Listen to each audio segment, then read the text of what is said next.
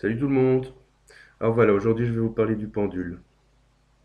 Alors le pendule, c'est un objet magnifique et en même temps c'est un objet duquel il faut se méfier. Voilà, je vais le dire comme ça parce que je peux pas le dire autrement. Alors en fait, c'est un objet magnifique parce qu'il peut nous amener plein de réponses, mais il faut s'en méfier parce qu'en réalité les réponses qu'il va nous amener sont des réponses qui émanent simplement de notre inconscient la plupart du temps. Alors pour moi, le pendule, il y a beaucoup de gens qui vont être pas d'accord avec ce que je dis, mais pour moi, le pendule, c'est ce que j'appelle l'amplificateur de l'inconscient. Alors vous voyez, il tourne. Là, je le fais un petit peu tourner exprès, comme ça, parce que ça fait un effet, et c'est chouette, c'est un effet spécial. Voilà. Donc, le pendule, c'est ce que j'appelle l'amplificateur de l'inconscient, parce qu'en fait, c'est un outil qui permet beaucoup de choses, mais qui ne permet pas en fait de faire des prédictions, sauf si, et là je suis très clair là-dessus, sauf si vous êtes en connexion avec des guides et que les guides passent par le pendule pour transmettre les réponses desquelles vous avez besoin. Donc le pendule, c'est quoi? C'est en fait un objet qui est magnétique. Et en radiesthésie, on l'utilise pour notamment trouver de l'eau, on l'utilise pour éventuellement faire des soins à distance, on l'utilise pour envoyer des énergies aux gens, des ondes positives, ce genre de choses. Moi, je l'emploie pour la guérison à distance. Ça, c'est un pendule de Thoth. C'est un des pendules les plus puissants qui existent par rapport à l'énergie qu'il peut envoyer.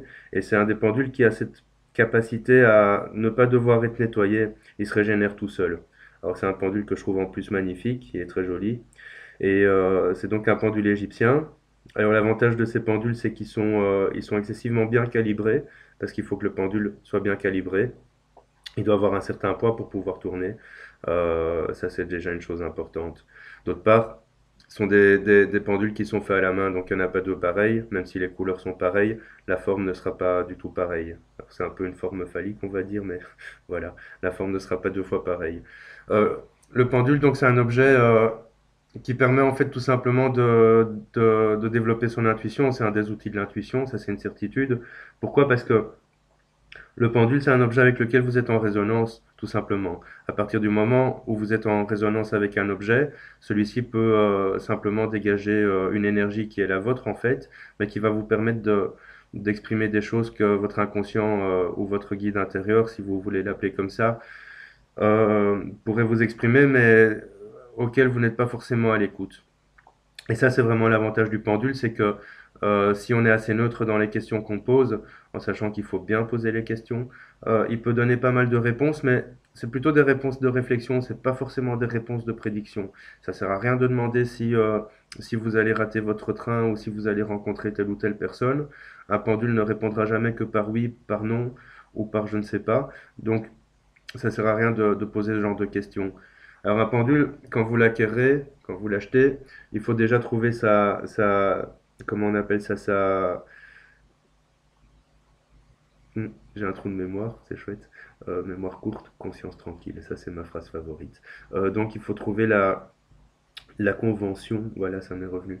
Il faut trouver la convention. C'est-à-dire que la convention, c'est de savoir dans quel sens il tourne pour dire oui. Donc quand vous achetez votre pendule, déjà la première chose à faire, c'est de le mettre en résonance avec votre énergie. Pour ça, tout simplement, vous le prenez, vous jouez un peu avec dans vos mains, vous le gardez sur vous de temps à autre. Moi, je le mets autour du cou. Et en faisant ça, en fait, il va résonner avec votre vibration. Alors un pendule est encore beaucoup plus personnel que des cartes et que des tarots, ça il faut le savoir. À partir du moment où vous avez votre pendule, je conseille que personne ne le touche à part vous. Il y a des gens qui conseilleront même de le garder dans une sorte de petite pochette en feutre, noire idéalement, afin qu'il garde bien son énergie et que personne ne puisse rayonner sur le pendule et qu'il soit toujours bien en symbiose et en accord avec vous. Alors il y a des pendules qui doivent être nettoyées, ça se nettoie plus ou moins comme une pierre. Après ça dépend de la matière. Ça se nettoie dans de l'eau de source pour les matières, on va dire en pierre, et ça se nettoie sur la terre ou dans la terre pour les matières autres que la pierre. Parce que un pendule, ça absorbe les énergies évidemment, et pour pouvoir le garder toujours efficace, il faut évidemment que celui-ci soit nettoyé de temps à autre. Après chaque nettoyage, l'idéal est de le remettre à votre vibration. Donc, comme je disais, en chipotant avec, en le prenant dans votre main, la main droite si possible, ça permettra en fait de le garder avec votre résonance à vous. Voilà, ça c'est pour le pendule. Comme je disais, il faut trouver la convention. Donc, quand vous avez votre pendule, vous le prenez comme ça. Donc, vous prenez la ficelle, vous prenez petite dizaine de centimètres, et puis vous le faites passer comme ça sur votre index, en le tenant par le pouce. Ah, j'en ai marre de ces caméras. En le tenant par le pouce, tout simplement comme ça. Et vous le tenez. Et là, vous lui demandez simplement, comment dis-tu oui? Et il va commencer à tourner dans ce sens-là. Et puis, comment dis-tu non? Et puis, il va tourner dans l'autre sens.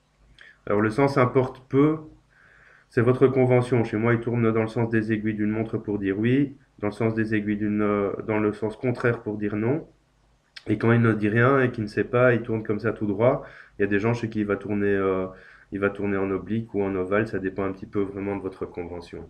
À partir du moment où vous avez la convention, il faut tester évidemment parce que un pendule c'est un outil particulier qui permet en fait de faire plein de choses, mais il faut déjà le tester pour savoir le maîtriser.